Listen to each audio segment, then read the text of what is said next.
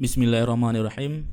Kita akan melanjutkan membaca fikih sirah atau sirah Nabi karya Syekh Ramadan Al-Buti rahimahullah. Pada bagian ini kita akan membaca tentang sejarah asal-muasal penyembahan berhala di Jazirah Arab dan ajaran Hanifiyah atau ajaran agama yang lurus yang masih tersisa pada saat itu. Masalah ini penting dalam sirah Rasulullah SAW karena mengandung hakikat yang kerap dipalsukan oleh para orientalis dan musuh-musuh Islam.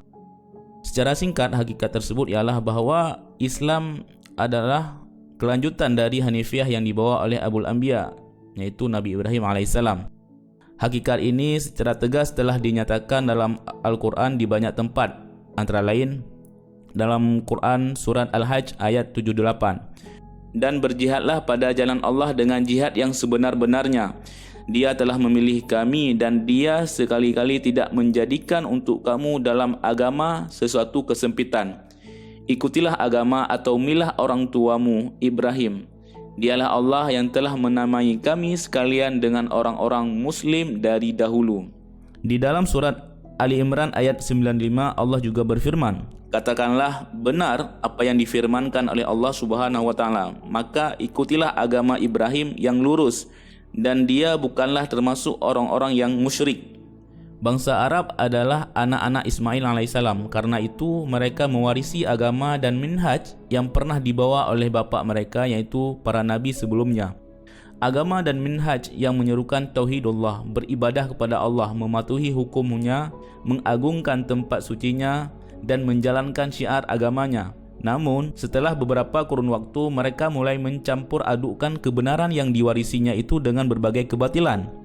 Hal ini terjadi karena kebodohan, masuknya tukang-tukang sihir dan ahli kebatilan. Maka masuklah kemusyrikan pada diri mereka. Mereka kembali menyembah berhala, sehingga tradisi dan kebatilan moral pun tersebar. Mereka jauh dari cahaya tauhid dan ajaran yang hanif. Selama beberapa abad mereka kemudian hidup dalam kehidupan jahiliyah sampai akhirnya tiba datangnya Nabi besar Muhammad SAW. Adalah Amr bin Luhai bin Qam'ah, orang pertama yang memasukkan kemusyrikan pada mereka dan mengajak menyembah berhala. Amr bin Luhai ini adalah nenek moyang Bani Khuza'ah. Ibnu Ishaq meriwayatkan dari Muhammad bin Ibrahim bin Al-Haris At-Tamimi. Salih As-Saman menceritakan kepadanya bahwa ia pernah mendengar Abu Hurairah berkata, aku pernah mendengar Rasulullah SAW bersabda kepada Aqsam bin Jun Al-Khuza'i, wahai Aqsam, aku pernah melihat Amr bin Luhai bin Qam'ah bin Khandaf ditarik usus-ususnya ke dalam neraka. Aku tidak melihat seorang pun yang mirip dengan wajahnya kecuali dengan wajahmu.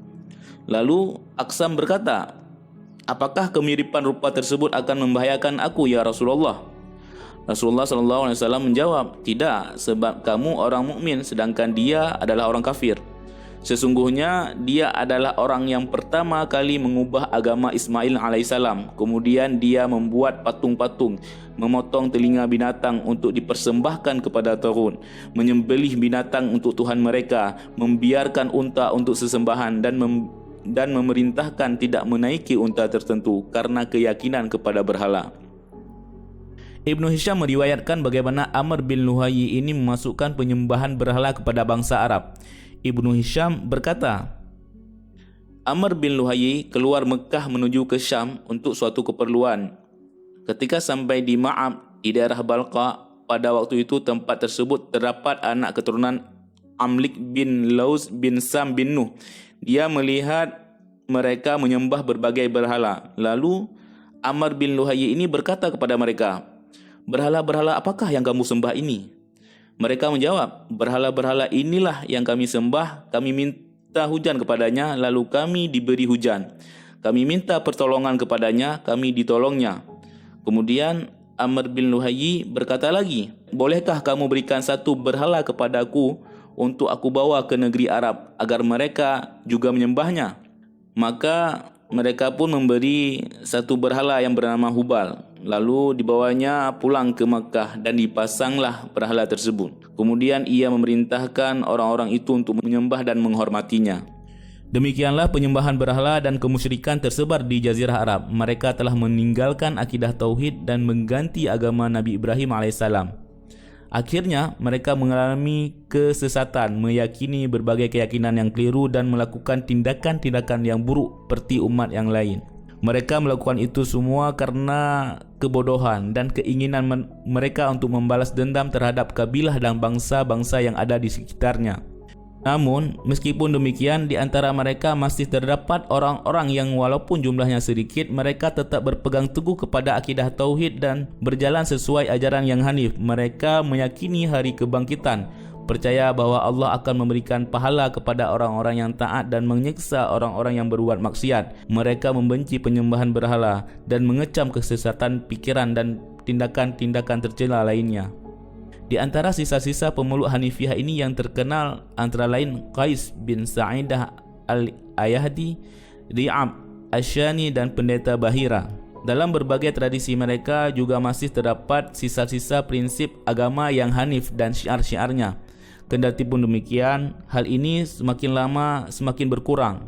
Ini disebabkan karena kebodohan mereka tadi, yang walaupun dalam jumlah kadar tertentu masih diwarnai pengaruh dan prinsip atau syiar Hanifiyah. Sekalipun syiar dan prinsip tersebut hampir tidak nampak dalam kehidupan mereka kecuali dalam bentuknya yang sudah tercemar seperti memuliakan Ka'bah, tawaf, haji, umrah, wukuf di Arafah dan berkurban.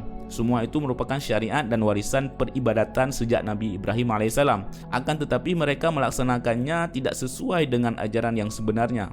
Banyak hal yang sudah ditambahkan seperti talbiyah haji dan umrah. Kabilah Kinanah dan Quraisy misalnya mengucap talbiyah, "Aku sambut seruanmu ya Allah, aku sambut seruanmu, aku sambut seruanmu, tiada sekutu bagimu kecuali sekutu yang memang pantas untukmu yang engkau dan dia miliki."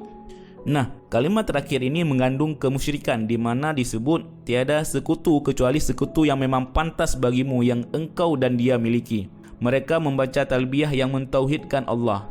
Akan tetapi mereka juga memasuki Ka'bah dengan membawa serta berhala-berhala mereka. Padahal pada mulanya kehidupan mereka disinari oleh akidah tauhid, cahaya petunjuk dan keimanan yang berlangsung dalam naungan Hanifiyah yang dibawa oleh Nabi Ibrahim AS. Kemudian sedikit demi sedikit bangsa Arab mulai menjauhi kebenaran tersebut. Dalam kurun waktu yang cukup lama, akhirnya kehidupan mereka berbalik dalam kehidupan yang penuh dengan kegelapan, kemusyrikan dan kesesatan berfikir.